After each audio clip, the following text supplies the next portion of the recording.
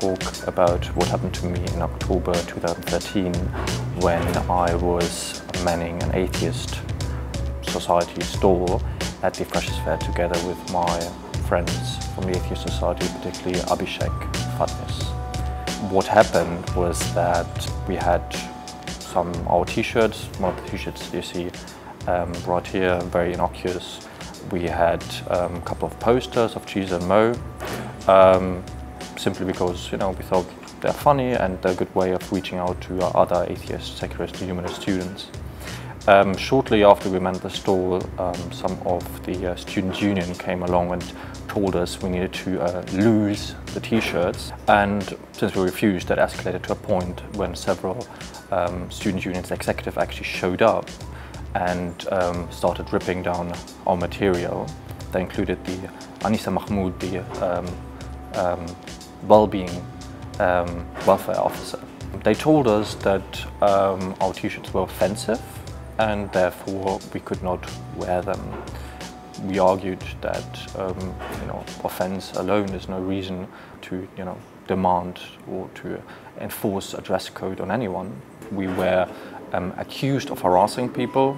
That is, we were standing behind our stall and wearing t-shirts. The actual LSE legal compliance officer had a talk with us and told us that they have escalated the situation, and what will happen is that if we do not remove those t-shirts or cover them up, we will be physically expelled. Later on, the pro-director for teaching and learning, Paul Kelly, also came along.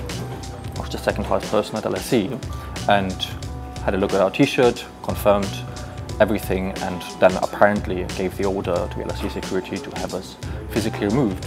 So they surrounded us, 5 security guards, student union people, and removed our things and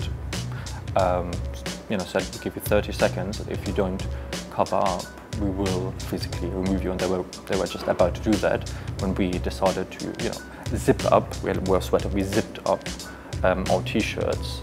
I zipped it up first, like maybe to about here. The security guard, the head of security, Paul Thornbury, told me that was not acceptable. I had to zip up further up, so I zipped up to here. No, that was still not permissible, because he said the word profit was still visible. So only when I zipped it up completely, they said, okay, we're going to leave you here now.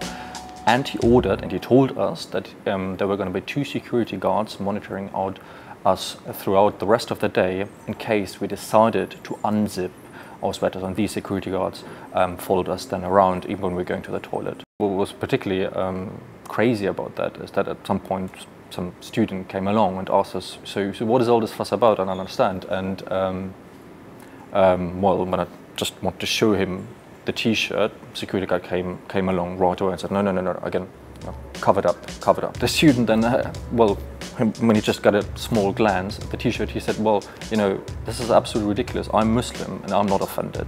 And this is, I think, what I most took away from all of this. We had not a single student complaining to us. It was merely an assumption from the students' union from LSE that because some people might become offended, that we would need to limit our right to free expression. We were lucky enough to get a couple of very good lawyers and support from the National Secularist Society and the British Humanist Association.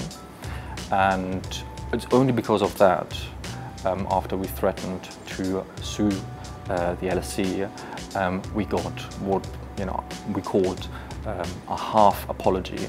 In the sense, it was a teeth-grinding apology. It was not a genuine apology. What I think is that the more we get the idea that students are, vulnerable little beings, they are, so to speak, flowers that have to be protected in institutes of higher education from ideas and thoughts that might challenge them, that might even offend them, that might run contrary to their own deeply held beliefs. I think that is a very, very worrying trend. Education can only work if we challenge our deeply held beliefs.